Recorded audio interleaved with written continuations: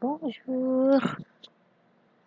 Ini adalah soal untuk pendalaman materi tentang il faut atau il ne faut pas.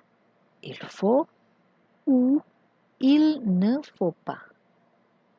Ou artinya atau. Perhatikan baik-baik. Compléter par il faut ou il ne faut pas. Compléter, lengkapi dengan il faut ou il ne faut pas. Il faut berarti kalimat positif, il ne faut pas adalah kalimat negatif. Bla bla bla, respecter les autres.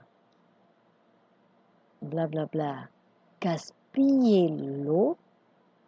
Bla bla bla, parler en même temps que les autres. Bla bla bla, être patient. Bla bla bla, venir à l'heure. Bla bla bla, être prudent en conduisant. Bla bla bla, prendre le petit déjeuner. Bla bla bla, déranger les autres.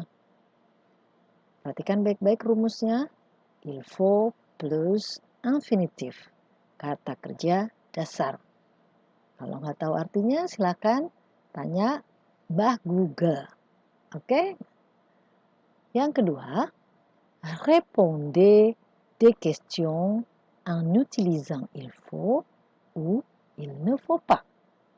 Répondez, jawablah des questions, pertanyaan, en utilisant dengan menggunakan il faut, kata il faut, ou atau il ne faut pas. Oke? Numéro 1, faut-il allumer le feu dans la forêt? Kalimat tanyanya jadi dibalik. Faut-il, T disambung. Faut-il allumer le feu dans la forêt? Kalian jawab. Kalau oui, berarti oui. Il faut bla bla bla le feu dans la forêt. Jika non, il ne faut pas allumer le feu dans la forêt. Faut-il apprendre à lire et à écrire? Oui atau non, kemudian lanjutkan dengan il faut atau il ne faut pas. Faut-il fumer des cigarettes? Oui ou non? Oui, il faut bla bla bla. Non, il ne faut pas bla bla bla. Faut-il aider les pauvres? Oui, il faut bla bla bla.